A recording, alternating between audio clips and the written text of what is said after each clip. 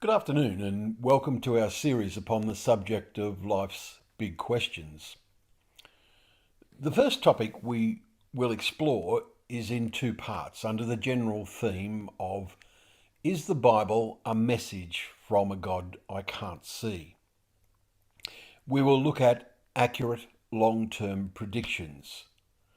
And as I said, we will split this session into two parts. So this session is part one. Well, we've all seen castles in various conditions. They can be virtually intact, or ruins, or just a few foundation stones in the ground. And the same applies to cities and nations. Some seem to thrive and prosper, while others decline or they disappear altogether. Who could have predicted the future of any particular city or nation? As we shall see in this section, the Bible prophets have done just that and got it right every time. If we are to be satisfied that predictions are accurate, we must be sure we know when the predictions were written down. Historians agree that in the 3rd century BC, Ptolemy II, the king of Egypt, asked for a Greek translation of the Old Testament for the Great Library in Alexandria. The earliest writer who gives an account of this translation, the Septuagint version, is Aristobulus, a Jew who lived at the start of the 2nd century BC. It is therefore reasonable to assume that the original manuscripts of the Old Testament were in existence in the 3rd century before Christ. Most of the predictions we will look at were fulfilled after this time.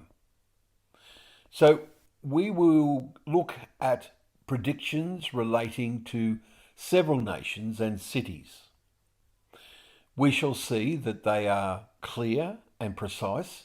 There is no doubt what they mean. They have been known to be written down before the event.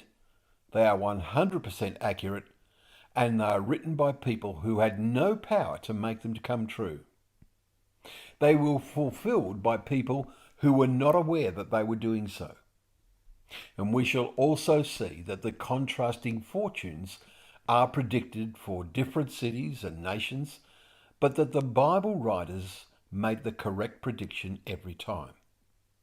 Finally, we shall contrast this with how the people today attempt to foretell the future.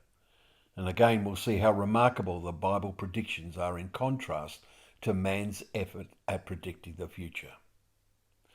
Well, the superpowers which led to modern Europe, the prophet Daniel records a dream which the king of Babylon had. It gave an overview of the superpowers which led to modern Europe. Daniel told the king what the dream meant, and he outlined what would happen for 2,500 years following the fall of the superpower of his day, that of Babylon. Now, the map on the screen shows the extent of the Babylonian Empire. The grandeur of ancient Babylon can be seen from this recreation of the Ishtar Gate, built in the 1930s with tiles from the site of ancient Babylon. It was dedicated to Ishtar, the goddess of love and war. It was built with glazed blue tiles with alternating rows of dragons and bulls. The dragons were a tribute to Marduk, the god of water, vegetation, judgment and magic. The bulls were dedicated to the rain god Adad. The prophet Daniel told the king of Babylon, "After you, another kingdom will rise inferior to yours. Next, the 3rd kingdom, one of bronze, will rule over the whole earth. And finally, there will be a 4th kingdom." And Daniel 2 verse 39 and 40 says, the first prediction Daniel made was that after you, another kingdom will arise, inferior to yours. And the Babylonian Empire was conquered by the Medo-Persian Empire. And this empire was built up by Cyrus the Great and spanned 3 continents. The empire was larger in area than the Babylonian Empire, but the king shared the power of government with other people, so his power was inferior to that of the king of Babylon, whose sole word was law throughout his empire. These are the ruins of the city of Persepolis in Iran, which served as the capital of the Persian Empire for several generations. The city was built during the reign of Darius I. Ruins of a number of colossal buildings exist on this site. All are constructed of dark grey marble. 15 of their pillars stand intact. 3 more pillars have been re-erected since 1970. The next part of Daniel's prediction was, next a third kingdom will rule over the whole earth. It was in 331 BC that the famous Greek general Alexander the Great defeated the Persian army. The Parthenon, a temple dedicated to Athena, located on the Acropolis in Athens, indicates the culture and sophistication of the Greek Empire. The Greeks have had a great influence on our world in many areas, such as language, politics, the educational systems and philosophy, the science and the arts. Daniel went on to say, finally, there will be a fourth kingdom. And it was around 150 BC that the Roman power began to overcome the Greek power.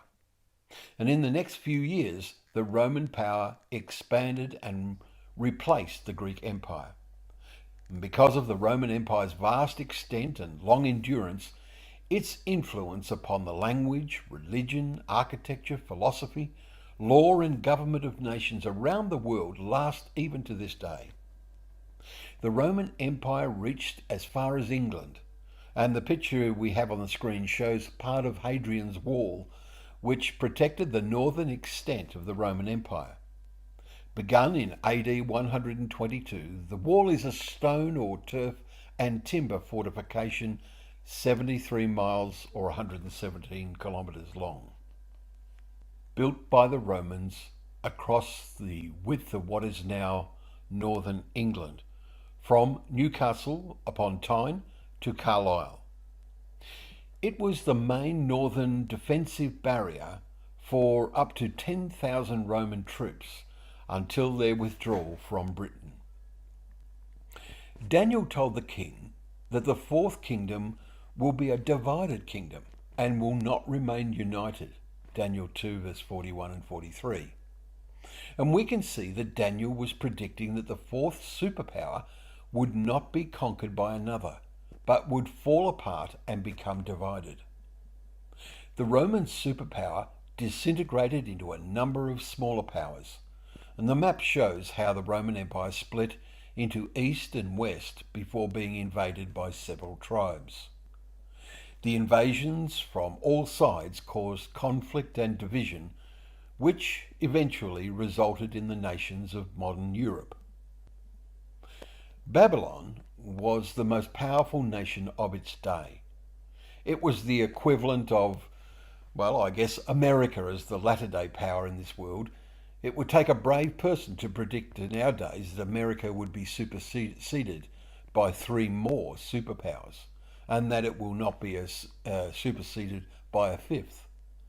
But Daniel made a similar prediction that was 100% correct. 4 consecutive superpowers, each overthrowing the previous one. Rome, the 4th superpower, was not to be conquered by another, and it would fragment and become many nations. And that's astounding. But it doesn't finish there.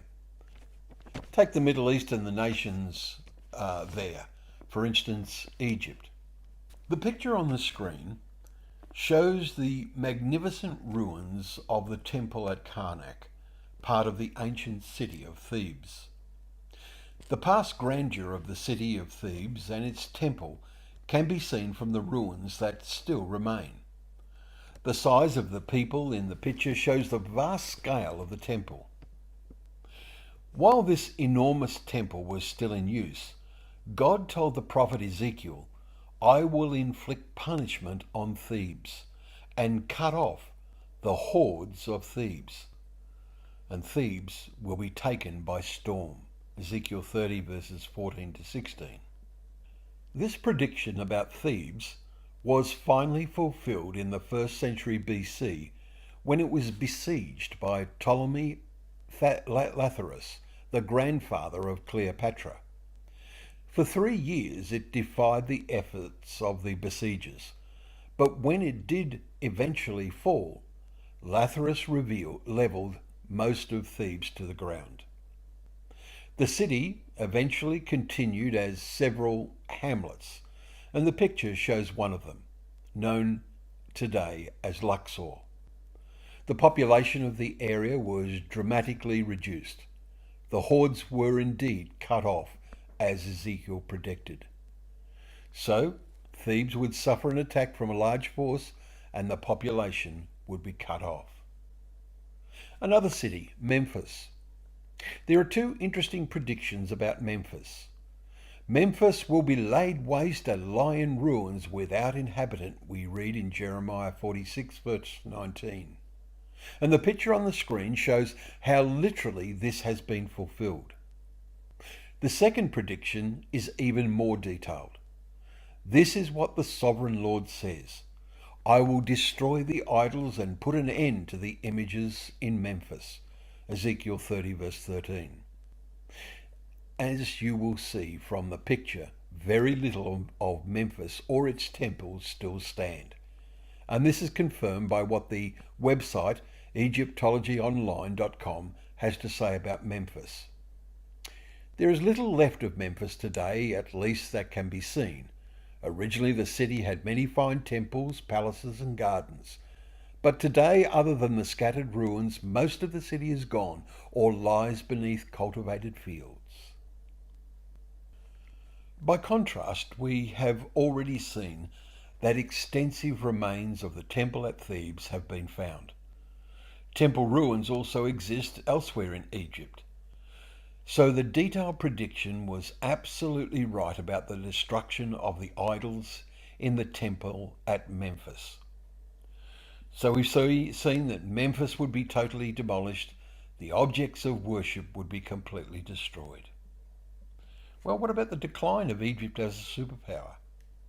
And despite being a superpower for many centuries, the decline of Egypt was clearly foretold. The prophet Ezekiel said of the nation, "There they will be a lowly kingdom. It will be the lowliest of kingdoms and will never again exalt itself above other nations. I will make it so weak that it will never again rule over the nations." Ezekiel 29 verses 14 and 15. The power of Egypt has declined gradually. The sun has set on the mighty Egyptian nation of old, and the Arabs conquered the country in the 6th century AD. After that, the country declined rapidly, and since then it has been dominated by many other powers.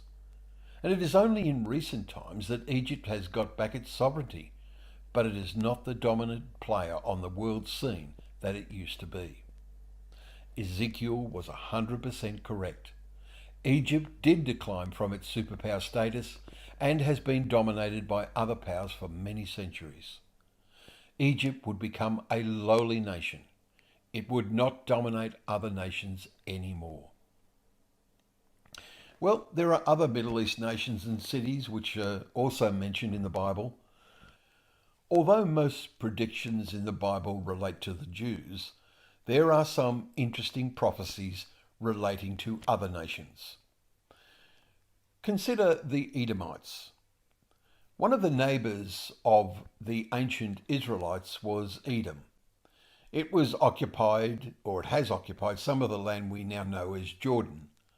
The picture shows one of the best monuments of the ancient city of Petra. Petra was a market town or a market city of the Edomites. It was on the main trade routes, making it a very prosperous city. It was about AD 106 that the trade routes actually changed, and the city, along with Edom itself, became desolate. This is just as Ezekiel predicted later in the same chapter. I will make Mount Seir a desolate waste and cut off from it all who come and go. Ezekiel 35 verse 7. The prophet Ezekiel refers to Edom as Mount Seir because that is the area where they lived. And the land of the Edomites would become desolate. The decline would be caused by the disappearance of passing traders. Consider the Ammonites. The Ammonites were also neighbours of the ancient Israelites, and they were to the north of the Edomites, whom we have just looked at. And this is what the prophet Ezekiel said about them. Son of man, set your face against the Ammonites and prophesy against them. I will stretch out my hand against you and give you as plunder to the nations. I will cut you off from the peoples, and I will cause you to perish from the countries. Ezekiel 25, verses 2 and 7. The absence of the Ammonites from modern maps confirms the accuracy of these predictions. The Ammonites ceased to exist as a separate nation when they were absorbed by the Arabs after the 2nd century BC. The capital of the Ammonites was in the same site as part of the capital of Jordan. Its name, Amman, is a reminder of the extinct Ammonites. And so, the prophecy said the Ammonites would disappear as a nation, as a separate nation. Well, in summary, in the first half of this session, we saw that the Old Testament prophet Daniel predicted 4 consecutive superpowers, starting with Babylon. The successive empires, each overthrowing the previous one, Rome, the 4th superpower, was not to be conquered by another. The Roman Empire would fragment and become many nations. And we could ask, how did Daniel know that there would be 4 successive empires? Why not 3 or 5? And how did he know that the 4th would not be followed by a 5th? Furthermore, how did he know that the 4th empire would fragment? It could have just declined in the same way that Egypt did. We then looked at what the Bible prophets said about the 2 ancient cities of Thebes and Memphis. Thebes would have a violent end and its large population would go. Memphis would be a total ruin without any population, and there would be no temple remains.